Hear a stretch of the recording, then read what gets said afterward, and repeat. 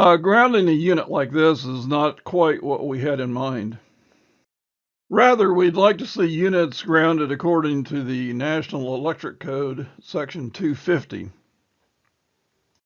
In the National Electric Code, Section 250, there are various requirements for grounding service and equipment. A service drop and a meter and a service disconnect must be grounded in one of three ways, as outlined in the National Electrical Code. You, as an HVA service technician, are usually not required to make these connections. This is what an electrician would do. However, it is very important sometimes in troubleshooting a furnace to make sure that these grounding connections are made properly so that the furnace, which is usually attached to the ground, is grounded properly.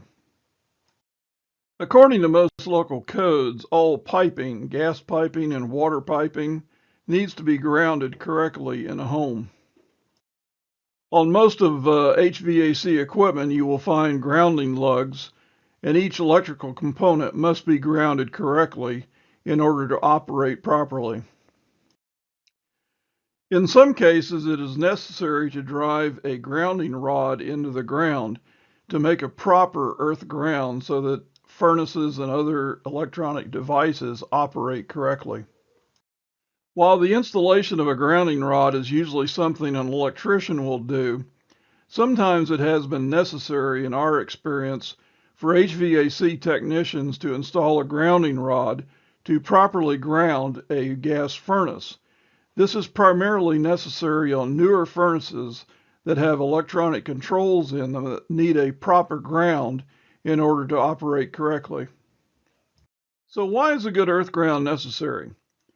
The number one reason is safety, so that no one receives an electrical charge from any piping or from any equipment or appliances in the home.